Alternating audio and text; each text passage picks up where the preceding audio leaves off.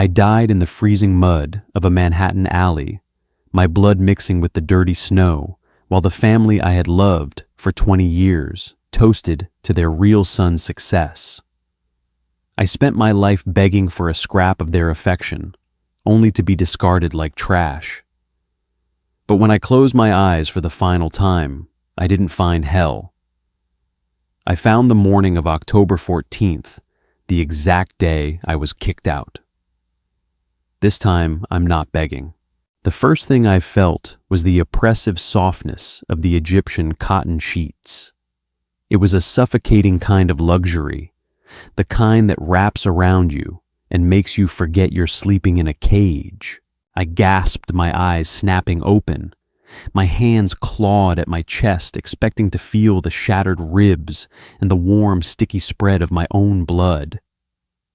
My lungs heaved, desperate for air, but instead of the biting, smog-choked chill of that New York alleyway, I inhaled the faint, familiar scent of lavender and lemon polish. I sat up, my heart hammering against my ribs like a trapped bird. I looked down at my hands. They were unscarred. The desperate, frost-bitten purple of my fingers from my final moments was gone, replaced by the smooth, unblemished skin of a 20-year-old.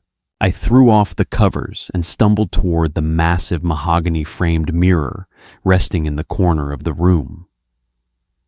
The face staring back at me was young, unburdened by the years of homelessness, corporate sabotage, and the relentless grinding despair that had defined the end of my previous life. I was Joseph Carmichael again. Or rather, just Joseph. My eyes drifted to the glowing digital clock on the bedside table.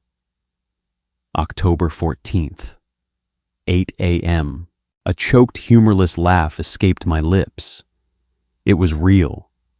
The universe, in all its twisted, incomprehensible glory, had hit the reset button. I had been reborn on the exact day my entire world had been deliberately, meticulously dismantled. October 14th, the day the Carmichael family, the people I had called mother and father for 2 decades, introduced the world to Leo, their biological son, who had been switched at birth in a bustling Chicago hospital. In my past life, this was the day I lost my mind. When Richard Carmichael, a man whose approval I had bled for coldly, informed me that my presence was an insult to their true flesh and blood, I had shattered. I had fallen to my knees. I had grabbed the hem of Margaret Carmichael's designer dress, crying until my voice went hoarse, begging them not to throw me away. I promised I would work harder at the firm, that I would be a servant, a shadow, anything, as long as they didn't erase me from the family. And Chloe, beautiful, aristocratic Chloe Kensington, my fiancée. In my past life, I had looked to her for support, only to see a sneer of profound disgust twisting her perfect features as she stood shoulder to shoulder with Leo. My begging had only disgusted them. They gave me nothing, blacklisted me from every Ivy League institution and Wall Street firm, and let Leo hunt me for sport. Leo, who had grown up in a trailer park in Ohio, had a bottomless chip on his shoulder and a sadistic streak a mile wide. He didn't just want my old life, he wanted me erased. 10 years of running, starving, and fighting ended with a hired hit and run on a snowy December night. I pressed my hands against the cool glass of the mirror. The terror of my death faded, replaced by a cold, crystalline calm.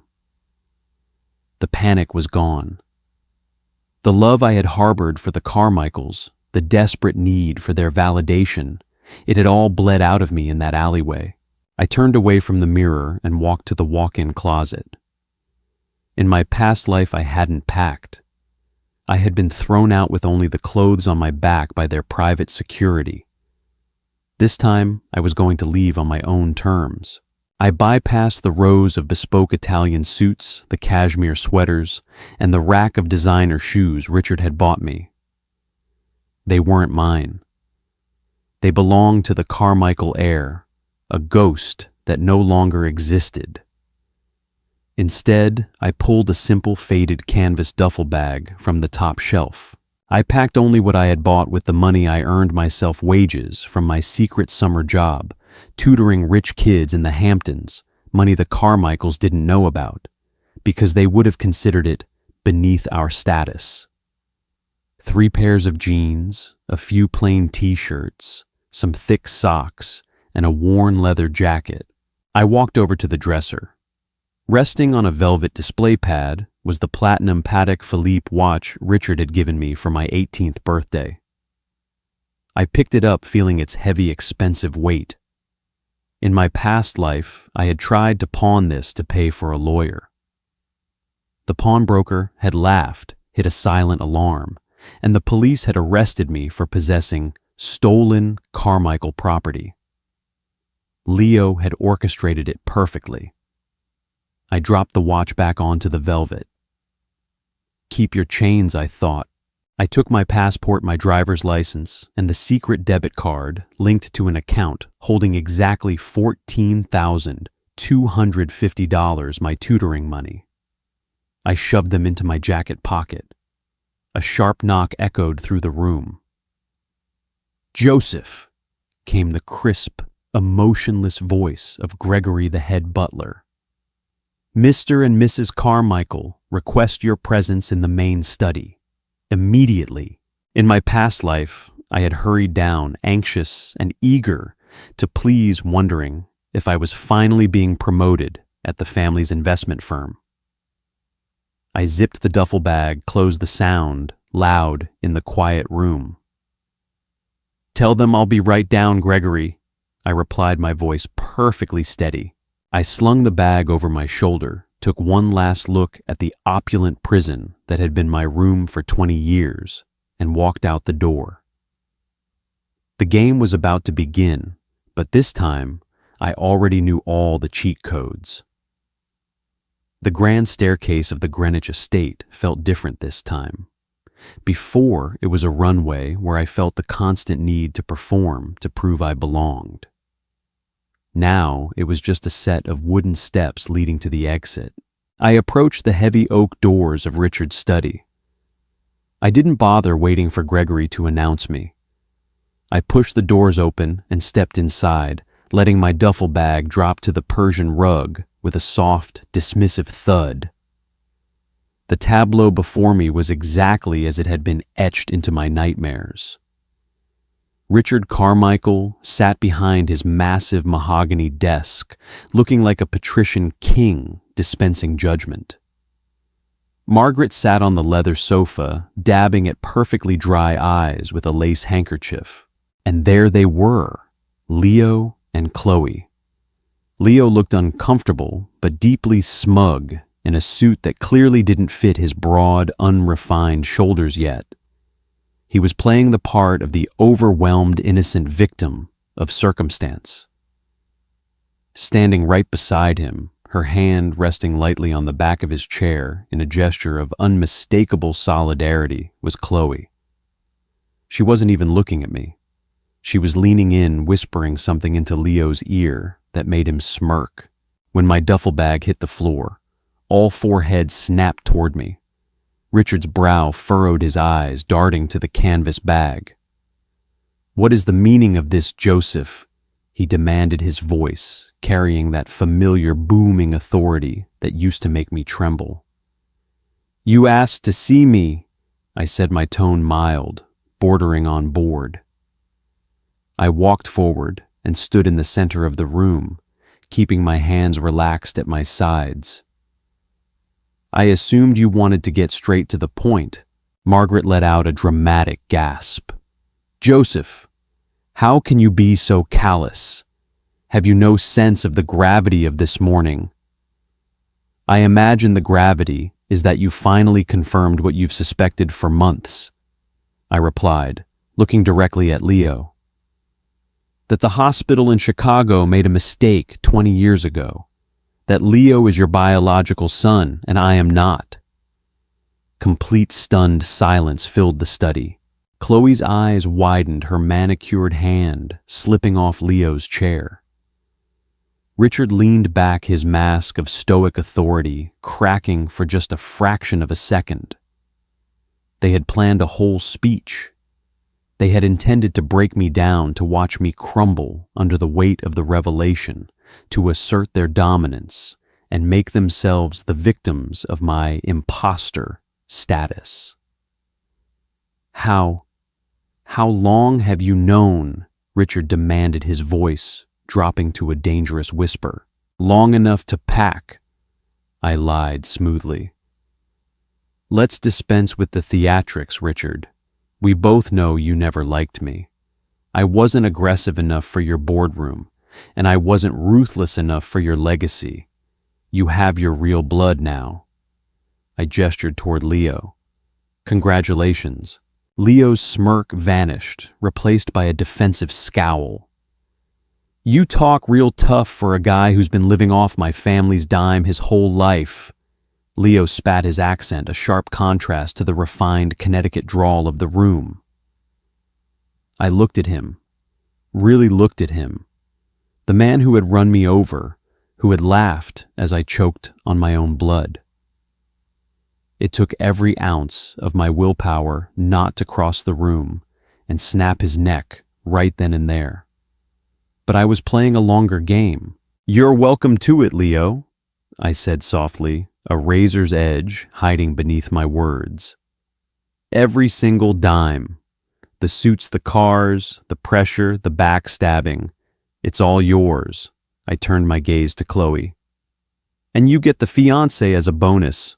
A remarkably efficient transition of assets, wouldn't you say, Chloe?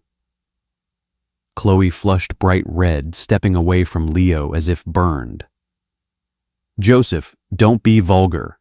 This is a difficult situation for everyone, and I am simply supporting the family. You're securing your merger. I corrected her, my voice devoid of anger. The Kensington-Carmichael alliance must survive regardless of whose finger the ring is on. Keep it, by the way. The diamond was always a bit ostentatious for my taste. Richard slammed his hand on the desk, the sound echoing like a gunshot. Enough, you will not speak to Chloe or to my son with that tone. He opened a drawer and pulled out a thick manila folder, tossing it onto the center of the desk. Since you seem so eager to expedite this process, let's get to it, Richard said, his eyes cold and hard. Inside is a severance agreement. Our lawyers drafted it last night. You will sign a non-disclosure agreement, forbidding you from ever discussing the Carmichaels, the circumstances of your departure, or claiming any connection to our businesses. In my past life, this was the moment my knees gave out. This was the moment I had pushed the folder back, crying, begging them to adopt me, to let me stay in the guest house, anything. I walked up to the desk. And the compensation, I asked clinically. Margaret gasped again. You ungrateful little wretch, after everything we've given you, you have the audacity to ask for money. I'm giving up a 20-year claim to the Carmichael estate, Margaret, I said without looking at her. I'm signing away my identity. Yes, I want to know the price. Richard's lips curled into a sneer of pure disgust. $100,000. A check is in the folder. In exchange, you legally change your surname within 30 days, and you never contact us again. 100,000. To a billionaire, it was pocket change. To a kid being thrown out on the street, it was supposed to be a lifeline. But in my past life, because I refused to sign it, I left with nothing. I reached into my inner jacket pocket, pulled out a sleek Mont Blanc pen, a gift to myself from my tutoring money, and flipped the folder open. I didn't even bother reading the dense legalese. I knew what it said. I flipped straight to the signature page, Joseph Carmichael. I crossed out Carmichael and signed only my first name in sharp, aggressive strokes. I picked up the cashier's check, tucked into the back pocket of the folder, inspected it, and slid it into my jacket. I clicked my pen shut. "Done," I said. The silence in the room was deafening. Richard stared at the signed paper as if it were a bomb. Leo looked confused, sensing that he had somehow lost a battle he didn't even know he was fighting. Chloe was staring at me, her eyes tracing my face as if looking at a stranger. She had expected a weeping boy she could pity. Instead, she was looking at a ghost who had already moved on. "You're just leaving," Margaret stammered, dropping the handkerchief. "I've overstayed my welcome by 20 years, I said. I turned around, walked over to my duffel bag, and picked it up. I didn't look back as I walked out of the study. I didn't look back as I crossed the grand foyer. When I opened the massive front doors and stepped out into the crisp, biting October air, I finally took a deep breath. The scent of fallen leaves and freedom filled my lungs. I was dead. But I had never felt more alive. The iron gates of the Greenwich estate closed behind me with a heavy metallic clang. It was the sound of a vault locking, but for the first time in my life, I was on the outside. I pulled my collar up against the autumn chill and began the 2-mile walk to the local train station. The heavy canvas of the duffel bag rubbed against my shoulder, a physical reminder of my new reality. My mind, however, was miles away, racing through a catalog of the next 10 years. It was late 2018. If my memory served me right, and the trauma of my past life had seared every global event, every market crash, and every tech boom into my brain, the world was on the precipice of massive shifts. I knew exactly which startups in Silicon Valley would skyrocket and which would burn. I knew the exact dates of market corrections. But more importantly, I knew the hidden secrets of the people who were about to become the titans of the next decade. My first stop wasn't a hotel. It was a J.P. Morgan Chase branch in Midtown Manhattan. The train ride into the city was a blur of gray skies and flashing trees. When I stepped out of Grand Central Terminal, the noise and the chaos of New York hit me like a physical wave. In my past life, this city had been my graveyard. Now, it was going to be my empire. I walked into the bank bypassing the regular teller lines and requested to sit down with a private wealth manager. I deposited the $100,000 severance check along with the $14,250 from my debit card. "I need to set up a holding company," I told the impeccably dressed banker, a man whose nameplate read David Sterling Waite. "No, I need to focus. David Thorne." No, his name was David Aris. "And I need a brokerage account with maximum leverage options cleared for high-frequency trading." David Aris blinked at me, assessing my faded jacket and the canvas bag at my feet. "Sir, with a starting balance of $114,000, we generally recommend a diversified mutual fund portfolio.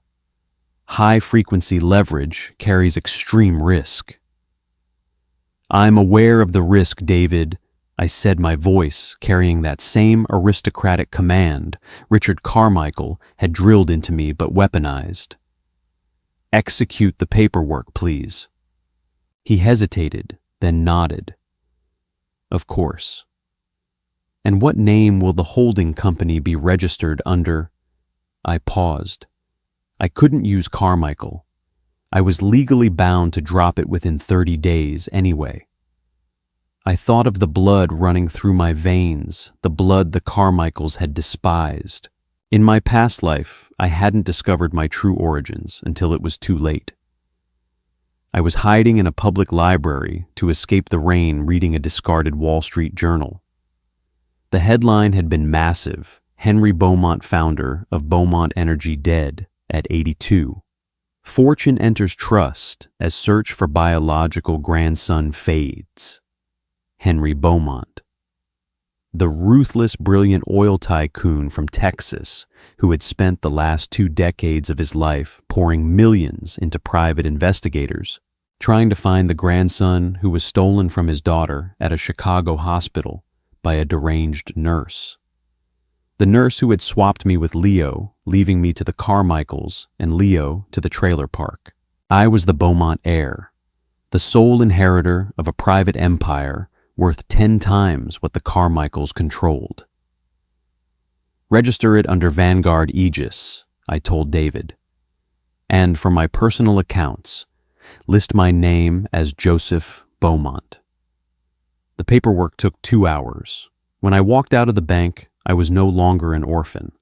I had capital, I had a name, and I had a roadmap to the future. My next move required precision. I couldn't just walk up to Henry Beaumont's compound in Texas and announce I was his grandson. The old man was famously paranoid, surrounded by board members and distant relatives who were waiting like vultures for him to die. If some random kid showed up claiming to be the heir without bulletproof proof, they would bury me in litigation, or worse, make me disappear before Henry ever saw me. I needed an attack dog. I needed a lawyer who operated in the gray areas, someone who hated the establishment as much as I did, but who had the intellect to outmaneuver them. I pulled out my phone and searched for the name I remembered from a massive corporate espionage trial in 2021. Thomas Keating. In 2018, Thomas Keating was still a relatively unknown, aggressive litigator, working out of a cramped office in Brooklyn, struggling to pay off his law school debt because the white shoe firms found him too abrasive.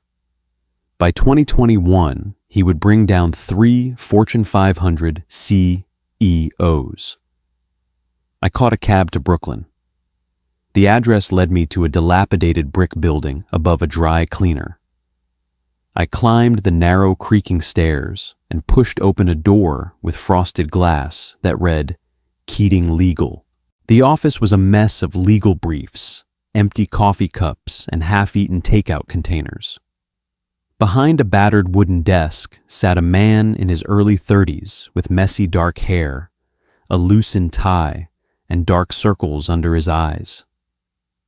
He didn't look up from his laptop as I walked in.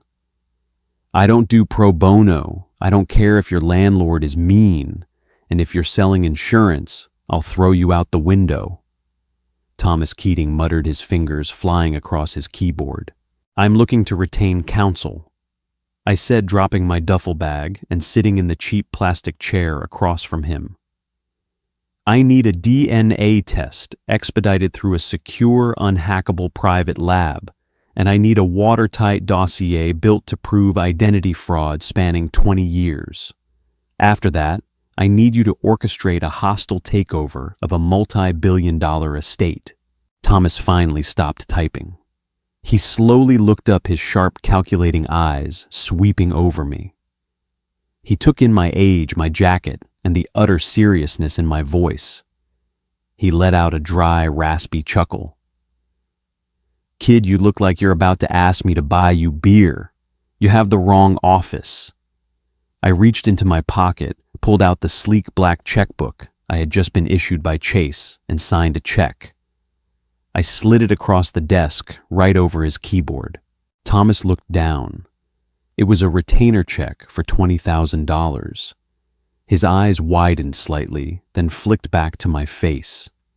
The dismissal in his posture vanished, replaced by the instinct of a shark that had just smelled blood in the water.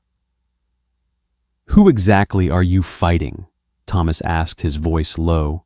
I leaned forward, resting my elbows on his desk. The people who threw me away, I said quietly, and the people who don't yet know they belong to me. We start today, Mr. Keating. Let me tell you a story about a hospital in Chicago.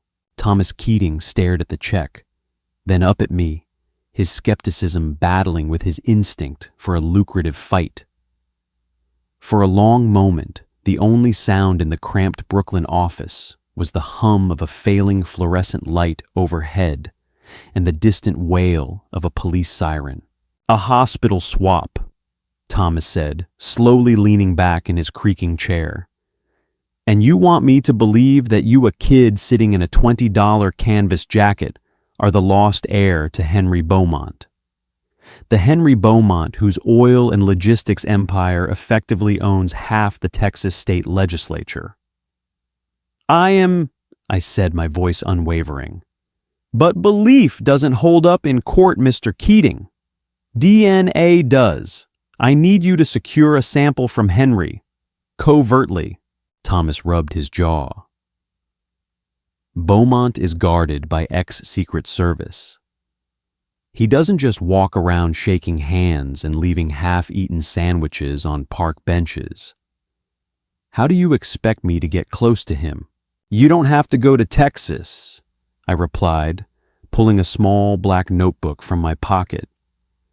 In my past life, I had read every unauthorized biography and investigative piece on the Beaumont family while trying to understand where I came from. Henry's heart is failing. He's keeping it out of the press to prevent a stock plummet. But this Thursday, October 18th, he will fly into New York under an alias. He has a private consultation at Mount Sinai with Dr. Dr. Gregory Aris. After the appointment, he always insists on having lunch at Le Bernardin. He sits at the back table. He drinks one glass of Macallan, 25 neat. Thomas narrowed his eyes, clearly unnerved by the precision of my knowledge. "And you want me to, bribe a busboy?" "I want you to pay the bartender whatever it takes to secure that specific glass before it goes into the dishwasher," I instructed. "Put it in an evidence bag. Send it to the most secure private lab you know. Expedite it."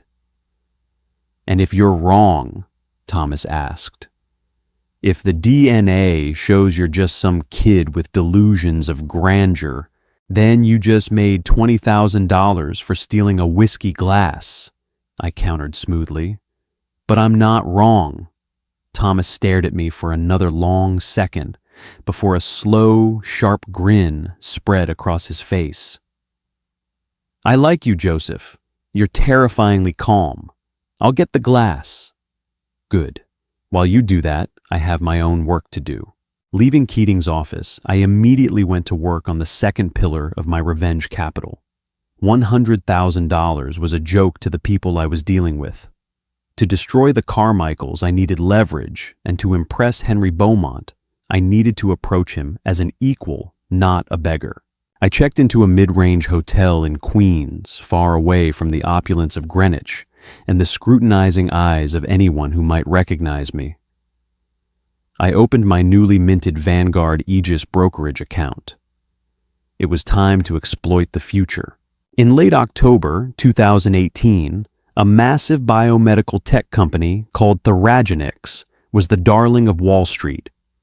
Their charismatic CEO, Jonathan Reed, had promised a revolutionary, non-invasive blood testing device. Their stock was trading at $142 a share. But I knew the truth. On October 22nd, an investigative journalist would publish a bombshell report proving Theraginix was a complete fraud. The machines didn't work. The FDA data was falsified. I took $90,000 of my capital and heavily shorted Theraginix. I bought out of the money put options expiring at the end of the month using maximum margin. It was a financial suicide mission to any sane broker, but I knew the exact hour the ship would sink. For the next 4 days, I lived a quiet, disciplined life. I ran in the mornings to build up my physical stamina, something I had severely lacked when Leo's thugs hunted me in my past life. I ate simple high-protein meals. I bought a burner phone. I severed every digital tie to the Carmichael family. On Thursday evening, my burner phone buzzed. It was Thomas. "You're a spooky kid, Joseph." Thomas's voice crackled through the speaker. "He was there, exactly when you said. Back table Macallan 25. The bartender cost me $2,000, but I have the glass. It's on its way to a private lab in Maryland right now. We'll have the results by Monday." "Excellent," I said. "Take the weekend off, Thomas. Next week, we go to war." Monday, October 22nd began with a torrential downpour that turned the streets of New York into gray, churning rivers. I sat at the small desk in my hotel room, a cup of black coffee cooling beside my laptop. At 8:30 a.m., the investigative article dropped. By 9 a.m., the pre-market trading for Theragenics was in freefall. At 9:30 a.m., the opening bell rang, and the bloodbath officially began. Theragenics' stock price didn't just dip, it plummeted off a cliff. From $142 down to $80, then $45, then a complete trading halt at $18 a share. Panic swept through Wall Street as billions of dollars of wealth evaporated in a matter of hours. Jonathan Reed was resigning by noon, and the SEC was already announcing an emergency probe. I watched the red numbers scroll across my screen with cold detachment. I clicked "Close Position." The transaction cleared. I refreshed my Vanguard Aegis account balance. $4,850,200. In a single morning, I had turned my severance check into nearly $5 million. It wasn't billionaire money, not yet, but it was enough to buy a seat at the table. I transferred $1 million into a liquid checking account and closed my laptop. My phone rang. It was Thomas, and he sounded out of breath. "Get to my office." "Now," he ordered, hanging up before I could reply. I took an Uber to Brooklyn. When I walked into Keating Legal, Thomas was pacing behind his desk, holding a manila envelope. His tie was completely undone, and he looked like he had seen a ghost. "I thought you were crazy," Thomas whispered, staring at me as I closed the door. "I really did. I thought you were some rich kid with a grudge who read too many spy novels." He tossed the envelope onto the desk. The red seal of the Maryland private lab was broken. "Probability of relationship, 99.99%. Thomas read his voice, cracking slightly. "You are the biological grandson of Henry Beaumont. Kid, you're the sole heir to a $14 billion empire." I felt a strange tightness in my chest, a phantom ache from the life I had lived on the streets, starving, while my real grandfather spent a fortune looking for me. I pushed the emotion down. Emotions were liabilities. "Make 3 copies of that document," I said, my voice steady. "Store the original in a secure safety deposit box. We fly to Houston on Wednesday." "Houston? You want to just knock on his front door?" Thomas asked, wiping sweat from his forehead. "No, we're going to make him invite us in." Before Texas, however, I needed to upgrade my armor. I spent Tuesday morning at a private tailor in Manhattan. I didn't buy the flashy, recognizable brands Richard Carmichael had favored. I chose bespoke charcoal gray wool from a quiet Italian artisan, a suit that didn't scream wealth, but whispered power. I bought a steel Rolex Submariner functional classic and entirely my own. Later that evening, I invited Thomas to dinner at an upscale steakhouse in Tribeca to finalize our strategy for Houston. We were seated in a semi-private booth. I was explaining the corporate structure of Beaumont Energy to Thomas when a loud, grating laugh cut through the ambient murmur of the restaurant. I didn't have to look up to know who it was. "I'm telling you the broker was an idiot. I told him to buy the dip on Theragenics." Leo's voice boomed. I glanced over my shoulder. 2 tables away sat Leo wearing a garish, bright blue suit that fit terribly, his hair slicked back with too much gel. Across from him sat Chloe. She looked stunning in a black slip dress, but her posture was rigid, her smile strained. The aristocratic elegance she prided herself on was clashing violently with Leo's aggressive, newfound arrogance. In my past life, this sight would have broken my heart. I would have felt the sting of betrayal, the agonizing reality of being replaced. Now, it was just pathetic. "Ignore them," Thomas muttered, noticing my gaze. "You're playing a bigger game now." I agreed, turning back to my steak. But it's fascinating to watch a car crash in slow motion. Unfortunately, Leo's loud boasting had caught the attention of our waiter, who accidentally bumped into Leo's chair while walking past. "Watch it, pal. Do you know who I am?" Leo snapped, standing up and throwing his napkin onto the table. "I'm Leo Carmichael. I could buy this whole restaurant and fire you." Chloe visibly winced, reaching out to tug on his sleeve. "Leo, please sit down. Everyone is looking." As Leo puffed out his chest, his eyes swept across the room and locked onto my booth. He froze. A mix of shock, confusion, and immediate malice flashed across his face. He pushed past the waiter and marched over to our table, Chloe trailing reluctantly behind him. Well, well, well," Leo sneered, looking down at me. "If it isn't the fake, I thought my dad gave you enough money to go live in a trailer park somewhere. What are you doing in a place like this, spending your whole severance check on one meal?" I took a slow sip of my sparkling water, setting the glass down gently. I didn't stand up. I didn't break eye contact. "Hello, Leo," I said evenly. Chloe couldn't meet my eyes.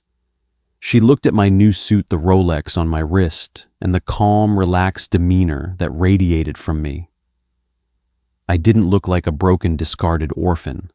I looked like a threat. "I asked you a question, imposter," Leo demanded, slamming his hand on the edge of our table.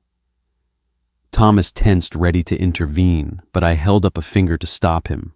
"I'm celebrating, actually," I replied, my voice dangerously soft. "The market has been incredibly generous today. Some people lose everything on bad bets. Others know exactly when to short." Leo's face flushed red. He had obviously lost a massive sum of the Carmichael's money on the Thoragenics crash today. His father was likely furious with him. "You think you're smart?" Leo hissed, leaning in close. "You're nothing. You don't have my name. You don't have my family, and you don't have her." He aggressively grabbed Chloe's hand and pulled her forward. "I don't want your name, Leo," I said, finally, allowing a cold, razor-thin smile to touch my lips. "And as for your family, I'd start paying closer attention to your father's hedge fund. Arrogance is expensive." I signaled the waiter. "Check, please. Put their table's drinks on my tab. The heir looks like he could use a charity handout." Leo looked like he was about to swing at me, but Chloe pulled him back sharply. "Leo, stop it. Let's just go," she hissed, clearly mortified. As they stormed out of the restaurant, Thomas let out a low whistle. "You really know how to poke the bear, Joseph." "That wasn't a bear, Thomas," I said, standing up and buttoning my jacket. "That was a pig being led to the slaughterhouse. Come on, we have a flight to Texas to catch." The Houston heat hit me like a physical blow the moment we stepped out of George Bush Intercontinental Airport. It was thick, oppressive, and smelled faintly of asphalt and aviation fuel. But to me, it smelled like opportunity. We didn't head to a hotel. We went straight to the Beaumont Tower, a massive monolith of dark glass and steel that pierced the Texas skyline. This was the fortress of Henry Beaumont, a man who had built his empire on crude oil, ruthless acquisitions, and a complete lack of mercy. "You sure about this play, kid?"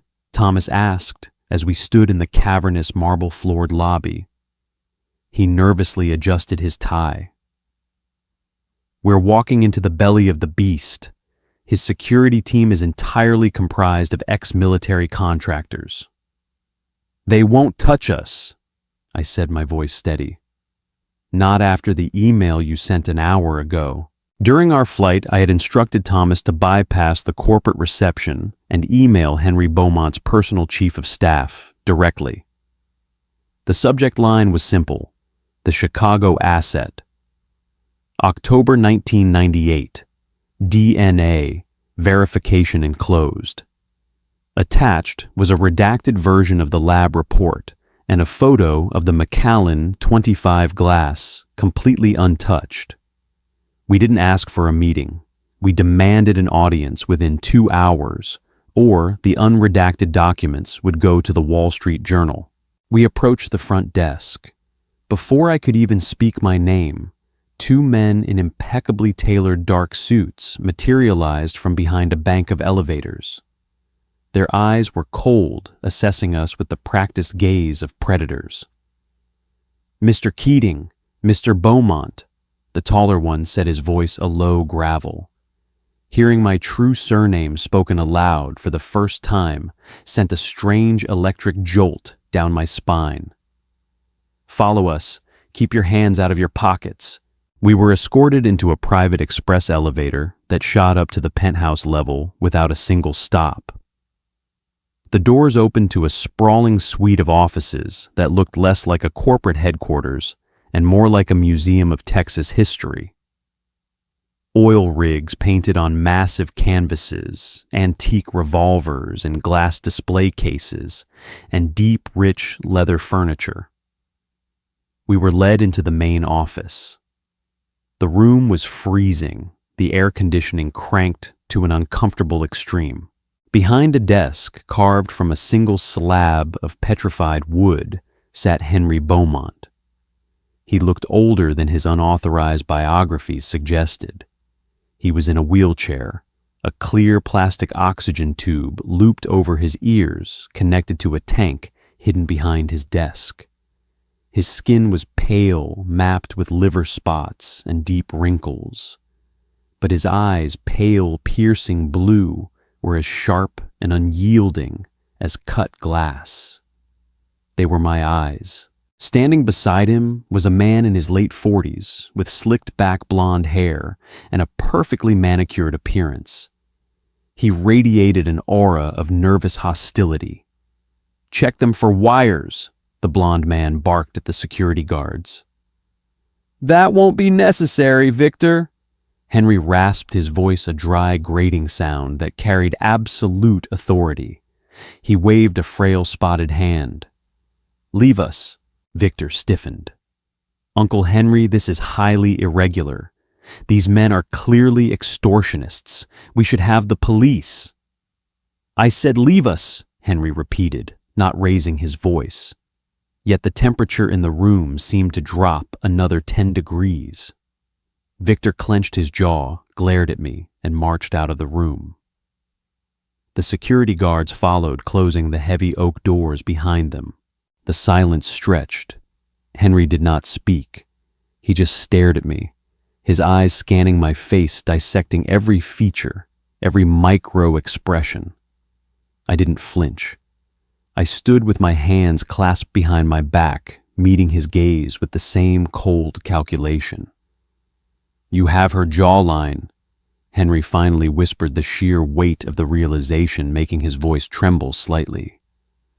"My Eleanor's jawline, and your eyes from what I can tell," I replied evenly. I walked forward and placed the unredacted DNA file on his desk. "I'm not here to extort you, Mr. Beaumont. I don't need your money. I made nearly $5 million yesterday morning shorting Theragenics. I'm here because 20 years ago, someone stole my life, and I intend to take it back." Henry looked at the file, then back up at me. A slow, terrifying smile spread across his weathered face. It was the smile of a wolf recognizing one of its own pack.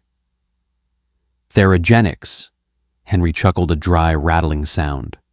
A bloodbath, and you timed it perfectly. You're a shark boy. I had to be, I said softly. The family that ended up with me didn't tolerate weakness. Henry leaned forward, his demeanor shifting from a sick old man to the titan of industry he truly was. Tell me everything. Who had you? And why are you standing in my office now instead of 10 years ago? For the next hour, I told him the truth. Not about my rebirth, that was a secret I would take to my grave, but about the Carmichaels. About Richard's coldness, Margaret's vanity, and Leo's sadistic cruelty. I told him about the severance agreement, the $100,000 buyout, and the realization of who I truly was. As I spoke, the air around Henry seemed to darken. The old man's knuckles turned white as he gripped the armrests of his wheelchair. Carmichael. Henry spat the name out as if it were poison. Richard Carmichael's hedge fund. I know them. And you're telling me my grandson was treated like a stray dog in their house, while some trailer park trash lived my Eleanor's life? Yes. Henry hit a button on his intercom. Victor, get in here. The doors flew open almost instantly. Victor had clearly been eavesdropping. Victor. Henry said, his voice dangerously soft. How much did we spend on private investigators over the last 20 years? Over 30 million, uncle, Victor stammered. 30 million, Henry repeated. And yet my grandson walked into my office on his own. I want every PI firm we used audited. I want to know if they were incompetent or if they were paid off to look the other way. I watched Victor closely. For a fraction of a second, his left eye twitched and a sheen of sweat appeared on his forehead. He knew, I realized instantly. Victor was the heir apparent.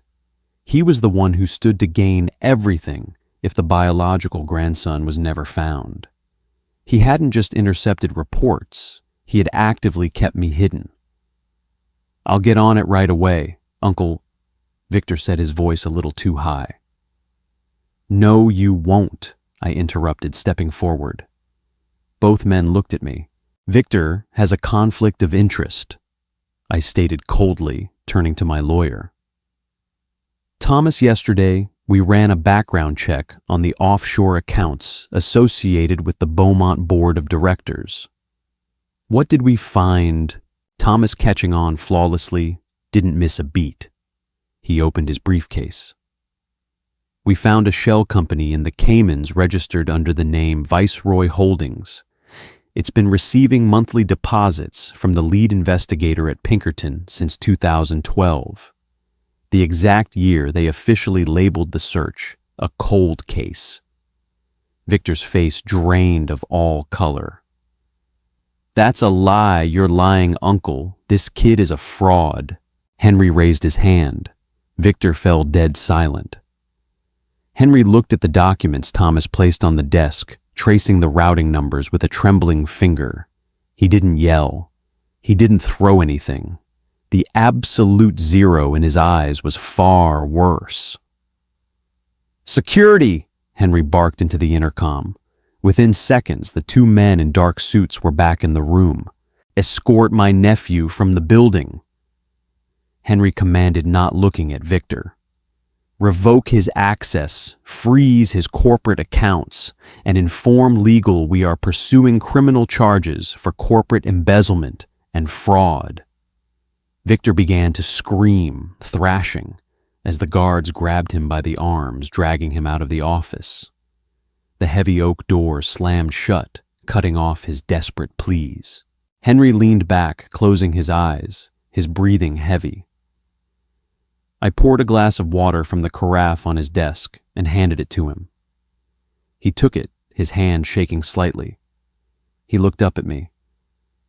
You didn't just come here for a family reunion, Joseph. You came with a blade. A surgeon cuts out the cancer to save the patient, I replied. You're dying, grandfather, and your empire was about to be inherited by the man who kept us apart. I couldn't allow that. Grandfather. Henry tested the word. He set the glass down and let out a long, heavy breath. You are a Beaumont through and through. So, you have your name back. You have me. What is it you want to do now? I smiled a cold, empty expression. I want to break Richard Carmichael. I want him to watch his legacy burn, and I want him to know I lit the match. The transition of power was swift, brutal, and entirely off the books.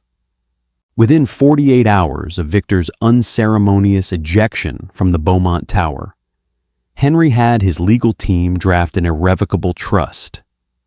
I was legally recognized as Joseph Beaumont, taking my mother's maiden name. I was granted immediate executive authority as the Chief Strategy Officer of Beaumont Energy with full power of attorney over Henry's personal assets. We kept the press out of it.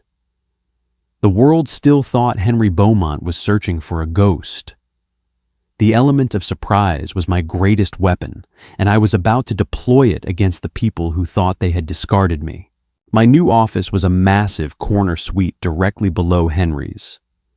I spent the first 3 days dissecting the Carmichael family's financial portfolio.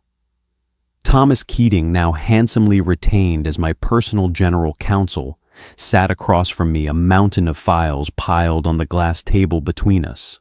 Richard Carmichael's hedge fund, Apex Capital, is heavily exposed, Thomas said, pointing a pen at a complex spreadsheet. They've been taking massive risks to maintain their quarterly yields. But here's the kill shot, Joseph. 3 months ago, they over-leveraged themselves to buy a 40% stake in a massive offshore drilling project in the Gulf. A project managed by a subsidiary of Beaumont Energy. I finished leaning back in my leather chair. Exactly, Thomas grinned. It's a joint venture. Apex put up the capital, Beaumont provides the infrastructure and the drilling rights. But here's the catch. The contract has a key man clause and a capital call provision. If Beaumont Energy demands an emergency injection of funds for operational costs, Apex has 48 hours to provide it, or they forfeit their entire 40% stake to EOS, absorbing a total loss. How much capital did Richard put into this? I asked. Nearly $2 billion, Thomas replied. It's the crown jewel of their portfolio. If they lose, that Apex collapses. They'll face a liquidity crisis, panic withdrawals from their investors, and total bankruptcy within a week. I tapped my fingers on the desk. In my past life, Richard had constantly bragged about this Gulf project. He had called it his legacy. He had planned to use the profits to elevate Leo to high society, buying their way into circles that usually turn their noses up at new money behavior. Trigger the capital call, I ordered quietly. Thomas blinked. Joseph, an emergency capital call requires a justification, a structural failure, a sudden shift in regulatory compliance. Then create one, I said, my voice hardening. Send an independent safety inspector to the rig. Have them find a microscopic fracture in the primary drill housing. Ground the operation for emergency maintenance and bill Apex for a $500 million structural overhaul. Send the notice directly to Richard. Thomas wrote it down, his pen flying across the legal pad. It's vicious. He won't have $500 million in liquid cash. He'll scramble. I want him to bleed, I corrected. When do the notices go out? I can have the inspector's report finalized and the legal demand served by Friday morning, Thomas confirmed. Good. I turned to my computer monitor, bringing up the security feed from the lobby. There's something else, Thomas said, hesitating slightly. My contacts in New York told me that Richard is panicking about the Theragenics crash. Leo lost them almost $50 million in personal funds on that bet. Richard is sending Leo down here to Texas. I raised an eyebrow. Leo is coming to Houston. Yes. Richard thinks that because Beaumont Energy is an old-school Texas company, a personal touch is needed to renegotiate some of the terms of their Gulf joint venture. He's sending Leo as the true heir of the Carmichael family to build a relationship with Henry's office. A genuine chilling laugh escaped my throat. The irony was so thick you could choke on it. Richard Carmichael was sending his biological son to negotiate with the company now secretly controlled by the son he threw away. When does he arrive? I asked. Monday. He has a meeting scheduled with the VP of Acquisitions. Cancel it, I said, standing up and walking to the floor-to-ceiling window overlooking the sprawling Houston skyline. Reroute his appointment. When Leo Carmichael walks into this building on Monday morning, he won't be meeting a vice president. He'll be meeting me. The trap was set. The severance agreement I had signed in Richard's study, the one that stated I could never claim to be a Carmichael, was the ultimate shield. I wasn't a Carmichael. I was a Beaumont. And as a Beaumont, I was about to rip their empire down to the studs. On Friday morning exactly at 9 a.m., the emergency capital call was served to Apex Capital in New York. I didn't have to be there to see it. I could perfectly visualize the veins popping in Richard's neck, the frantic phone calls, the realization that his prized project was suddenly turning into a financial black hole. He would be screaming at his analysts, demanding to know how a microscopic fracture could cost $500 million. By Friday evening, my burner phone rang. It was an unknown number, but the area code was Connecticut. I let it ring 3 times before answering. Speak. Joseph. The voice was strained, breathless. It was Chloe. I remained silent. Joseph, please, I know it's you, she said, her voice dropping to a panicked whisper. I got this number from a private investigator. You need to tell me what you did. I have no idea what you're talking about, Chloe, I said, smoothly, leaning back in my chair. Richard is losing his mind, she hissed. The firm got hit with some massive penalty from Texas. He's talking about liquidating assets. Leo is completely out of his depth. He's flying to Houston on Monday to fix it. But Joseph, Leo doesn't know what he's doing. If Apex goes under, my family's merger goes with it. That sounds like a terrible position for the Kensington Carmichael alliance. I said, mocking her own words from the day I was thrown out. Perhaps you should reconsider whose finger the ring is on. Joseph, please, she begged, shedding the aristocratic poise completely. You were always the smart one. You know how Richard's business works. Can you help us? If you help fix this, I can talk to Richard. Maybe we can get you a job back at the firm. I hung up. I dropped the burner phone into a glass of water on my desk, watching the screen flicker and die. The time for begging had passed in my last life. In this one, I was only accepting unconditional surrender. Monday morning arrived with the blazing, unforgiving heat, typical of a Texas autumn. I stood by the floor-to-ceiling windows of my office, a cup of black coffee in hand, watching the miniature cars crawl along the Houston streets far below. My intercom buzzed. Mr. Beaumont! My assistant's voice came through crisp and clear. Your 10 o'clock appointment is here. He's being quite vocal about the wait. Send him up, I replied, a slow, icy smile forming on my lips. And alert security to stand by outside the doors. He might have a tantrum. I walked over to my desk, a sleek modern slab of obsidian glass that stood in stark contrast to Henry's antique wood, and sat down. I straightened my cuffs, exposing the steel Rolex, and waited. The heavy mahogany door swung open. Leo Carmichael strode in, flanked by Thomas Keating, who was playing the role of the silent corporate escort perfectly. Leo was wearing a pinstripe suit that was far too loud for a serious negotiation. His hair slicked back in a desperate imitation of his father. He was already talking before he even looked at who was sitting behind the desk. "Listen, I don't know what kind of rinky-dink operation you run down here, but forcing my father's firm to pay $500 million for a microscopic crack is extortion. My dad and I are prepared to offer a grace period of—" Leo froze. His eyes had finally tracked from the sweeping view of the city to the man sitting behind the CEO-tier desk. His jaw went slack. The arrogant swagger evaporated, replaced by a look of profound, paralyzing confusion. "Joseph," Leo breathed, taking a step back. He looked around the massive office, taking in the original art on the walls, the private bar, and then back to me. What are you doing here? Did you break in? How did you get past security?" "Take a seat, Leo," I said, gesturing to the leather chair opposite my desk.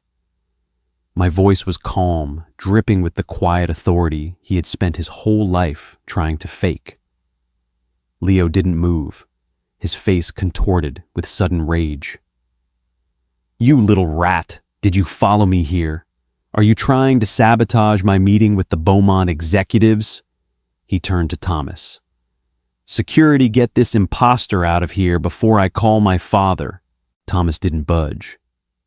He calmly adjusted his glasses and looked at Leo with absolute pity.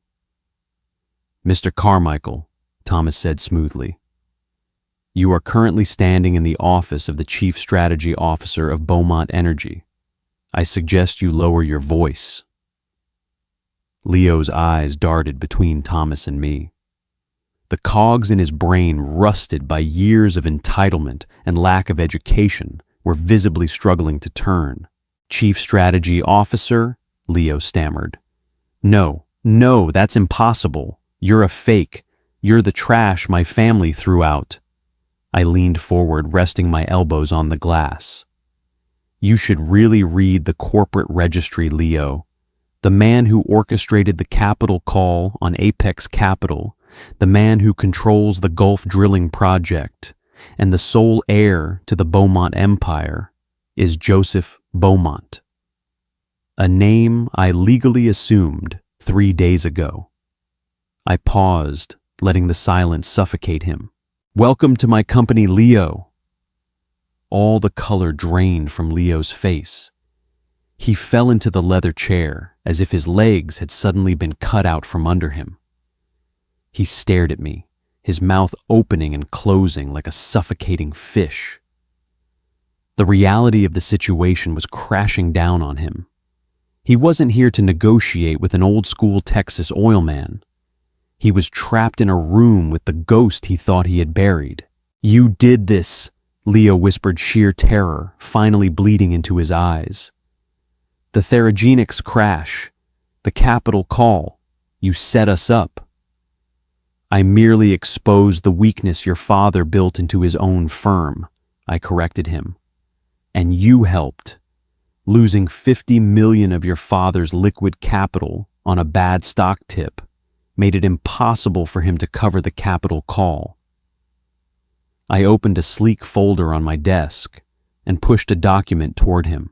"Let's get down to business," I said. "As of this morning, Apex Capital has failed to meet the 48-hour deadline for the emergency capital injection. Under the key man clause of our joint venture, Beaumont Energy is seizing your 40% stake in the Gulf project. But it gets worse for you, Leo." I tapped the paper. "To cover the legal penalties and the sudden withdrawal of your nervous investors, Apex is insolvent. Here is what is happening as we speak. Asset seizure.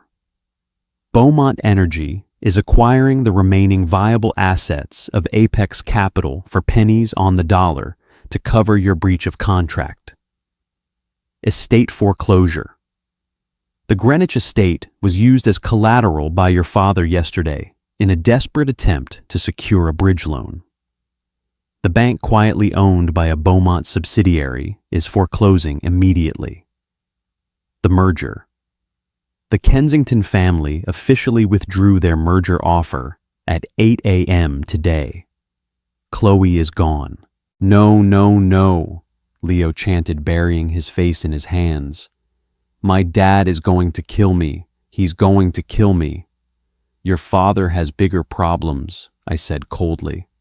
Security will escort you out now, Leo. Have a safe flight back to the trailer park. The absolute destruction of the Carmichael legacy took exactly 7 days. Richard had fought like a cornered animal. He had threatened lawsuits, called in favors from senators, and tried to rally Wall Street to his defense. But Henry Beaumont's influence was a tidal wave, and my insider knowledge of Richard's dirty accounting practices was the anchor dragging him down. Once I anonymously tipped off the SEC to Apex Capital's fraudulent quarterly reporting the fight was over. On the 8th day, the final surrender took place not in a boardroom, but in a sterile, windowless arbitration office in downtown Manhattan. I flew back to New York, accompanied by Thomas and 2 of Beaumont Energy's senior liquidators. When I walked into the room, Richard and Margaret Carmichael were already there. The transformation was staggering. Margaret looked aged, her expensive Botox unable to hide the deep lines of stress and sheer panic etching her face.